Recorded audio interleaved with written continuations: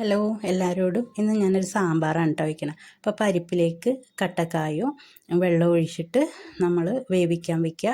വേവിക്കാൻ വെച്ചിട്ട് പിന്നെ നമുക്ക് കഷ്ണത്തിലേക്ക് ആവശ്യത്തിന് വെള്ളം ഒഴിച്ച് അതും കൂടെ അടുപ്പത്തേക്ക് വയ്ക്കുക.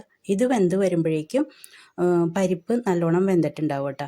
പരിപ്പ് നല്ലോണം വെന്ത് ഉടയണം കേട്ടോ. നല്ല ഉടച്ചാൽ മാത്രമേ ഉള്ളൂ നല്ല ടേസ്റ്റ് ഉണ്ടാവുക. എന്നിട്ട് ഈ വെന്തിരിക്കുന്ന കഷ്ണത്തിലേക്ക് ഈ പരിപ്പും കൂടെ ഇട്ടതിന് ശേഷം നല്ലോണം തിളപ്പിക്കാൻ വയ്ക്കുക. തിളച്ച് കഴിയുമ്പോഴാണ് കേട്ടോ ഞാൻ ഉപ്പിടണത് ആവശ്യത്തിന്. അതുവരെ ഞാൻ ഉപ്പിട്ടിട്ടില്ല കഷ്ണത്തിലേക്ക്. എന്നിട്ട് ആവശ്യത്തിന് ഉപ്പും കൂടെ ഇട്ടിട്ട് വീണ്ടും നല്ലപോലെ തിളക്കണം.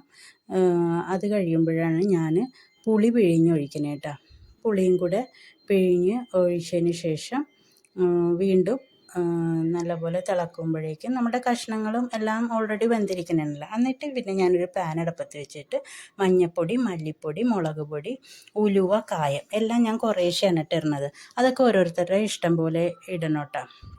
നമ്മൾ വീട്ടമ്മമാർക്ക് അറിയാലോ എന്തൊക്കെ എത്രയൊക്കെ ചേർക്കണം എന്ന്. അതുപോലെ ചെയ്താൽ മതി. എന്നിട്ട് ഈ വെന്തിരിക്കുന്ന കഷ്ണത്തിലേക്ക് നമ്മൾ ഈ പൊടിയും കൂടി ചേർക്കണം. പൊടി ചേർത്ത് കഴിഞ്ഞാൽ 1-2 തിളച്ചാൽ മതി. കാരണം ഇതിൻ്റെ പച്ചച്ചൊവ്വയൊക്കെ മാറിയിട്ടാണല്ലോ നമ്മൾ എടുക്കുന്നത്. അപ്പോൾ ഏകദേശം നമ്മുടെ സാമ്പാർ റെഡി ആയിട്ടുണ്ട്. ഇനി നല്ലപോലെ തിളച്ച് കഴിഞ്ഞാൽ പിന്നെ ഞാൻ കടുക് താളിക്കണം കേട്ടോ. കടുക് താളിക്കണതിൽ ഞാൻ പാൻ വെച്ചിട്ട് വെളിച്ചെണ്ണ ഒഴിച്ചിട്ട് കടുക് ഇടുക. കടുക് ഇട്ടപ്പോഴേക്കും എൻ്റെ കയ്യിൽ നിന്ന് കടുക് കൊട്ടിപ്പോയിട്ടാ. കാരണം ഒരു കൈ കൊണ്ട് ഞാൻ ഫോണും മറു കൈ കൊണ്ടാണ് വെച്ചത്. അപ്പോൾ കൊട്ടിപ്പോയി. പിന്നെ അതിലേക്ക് മുളകും ഇട്ടിട്ട് പിന്നെ ഉള്ളി, കറിവേപ്പില ഇത്രയും ഇട്ടിട്ട് ഞാൻ ഇതിൽ നിന്ന് ആവശ്യത്തിന് ഞാൻ എടുത്ത് മാറ്റിയിട്ട കടുക് ഞാൻ കുറച്ച് മാറ്റി. എന്നിട്ടാണ് ഞാനിത് മൊരിയിക്കുന്നത്.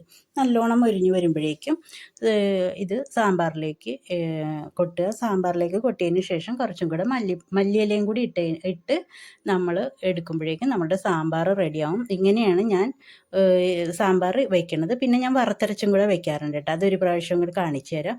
അപ്പോൾ എൻ്റെ ഈ വീഡിയോ ഇഷ്ടപ്പെട്ടെങ്കിൽ എല്ലാവരും സബ്സ്ക്രൈബ് ചെയ്ത് ഷെയർ ചെയ്ത് ലൈക്ക് ചെയ്ത് കൂടെ നിൽക്കണം കേട്ടോ കൂട്ടുകാരെ. കാരണം ഒരുപാട് വ്യൂസ് ഭയങ്കര കുറവാണ്.